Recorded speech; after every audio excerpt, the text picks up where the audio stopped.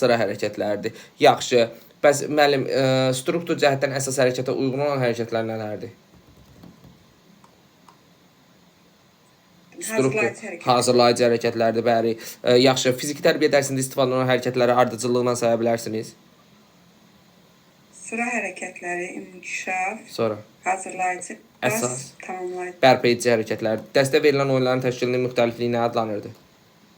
variasiya, Variasiyadır. Orqanizmin daxili mühitin sabitliyi nədir? gemostaz, Gemostazdır. Diqqətin şuurun hər hansısa bir obyektdə cəmləşməsi nə adlanırdı? düşüncə, Diqqət. Bəli, sallanmış vəziyyətdən dayaq vəziyyətinə keçid nə adlanırdı? Sallanmış vəziyyətdən dayaq vəziyyətinə keçid. Qalxma.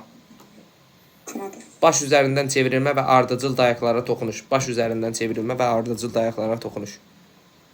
mayallaq, aşma, Mayalla qaçmadır. Olimpiya hərəkatı. konqres, Dövriyə etdirmək. Dövriyə etdirmək anam. Qolaylandırma. Qolaylandırmadır. Məqsədə çatmaq üçün istifadə olunan üsul yol. texniki taktik, Texniki taktik idi. Yaxşı nəticə göstərənlərin həyatında katalizator rol oynayan. rəqabət, Fiziki hərəkət. anla başlayır, mən bilirəm. Təmrin anlayışı. Hərəkətə başlamazdan əvvəl alınan vəziyyət. Hərəkətin çıxış vəziyyəti. Hərəkətin çıxış vəziyyəti, bəli. Çiyinlərin tutma nöqtəsindən aşağıda yerləşməsi nə adlanır? Aşağıda yerləşməsi, Çiyinlərin sallanmadır, bəli. Ayaqların maksimal dərəcədə aralanması nə adlanırdı?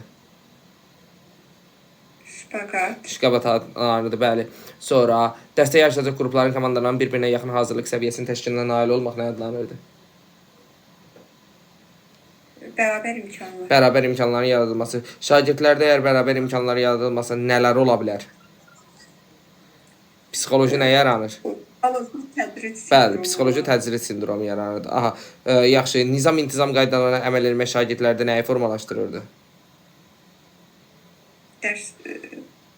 dərsdə Oyun və üzr istəyirəm, cümləni düz qurmadım.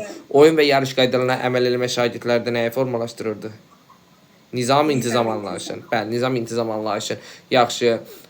Belə deyək də, mənim dərsdə hərəkətlərin icrası üçün sərf olunan vaxt əsas göstərici nə adlanır? Maşında olan. Motor sıxlığı. Təşəkkürlər anam.